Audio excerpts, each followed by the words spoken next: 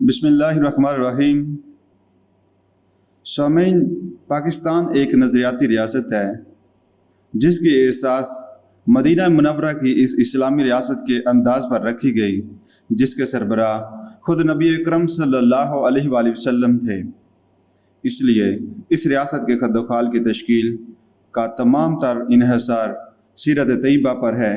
پچھلے چند سالوں میں حکومت پاکستان نے سرکاری سطح پر سیرت طیبہ کے قومی اور بین الاقوامی اجتماعات کا انعقاد، کتب سیرت کی تالیف کی حوصلہ افزائی اور تالیفات سیرت کی نمائشوں کا اہتمام کر کے مدینہ منورہ کی اولین اسلامی ریاست سے اپنا رشتہ مستحکم کرنے کی راہیں ہموار کی ہیں۔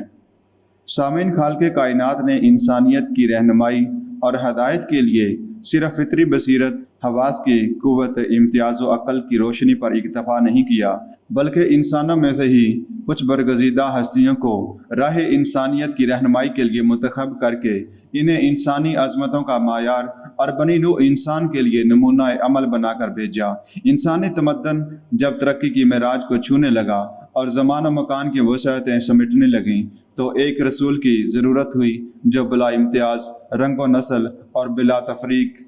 دین و وطن تمام انسانوں کے لیے بشیر و نذیر ہوں، ان کی تعلیمات دائمی اور عالمگیر ہوں، ان کی سیرت کا عملیت، جامعیت، تاریخیت اور عملیت کا پیکر مجسم ہو، ان کی رحمت عام ہو، ان کا ہر قول و واجب اطاعت اور ہر عمل لائق تقلید ہو۔ چنانچہ اللہ تعالیٰ نے ان حضرت صلی اللہ علیہ وآلہ وسلم کو قیامت تک کے لیے تمام انسانوں کے لیے رسول بنا کر بھیجا اور انسانیت کی فلاح آپ کی پیروی میں منحصر کر دی۔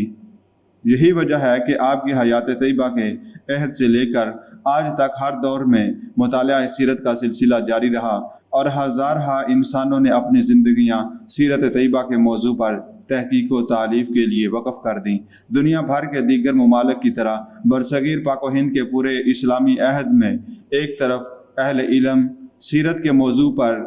داد تحقیق دیتے رہے تو دوسری طرف عامت الناس سیرت طیبہ کے عنوان پر علماء کے خطبات اور میلاد النبی صلی اللہ علیہ وآلہ وسلم کی محفلوں میں اپنی روح کی تسکین کا سامان کرتے رہے۔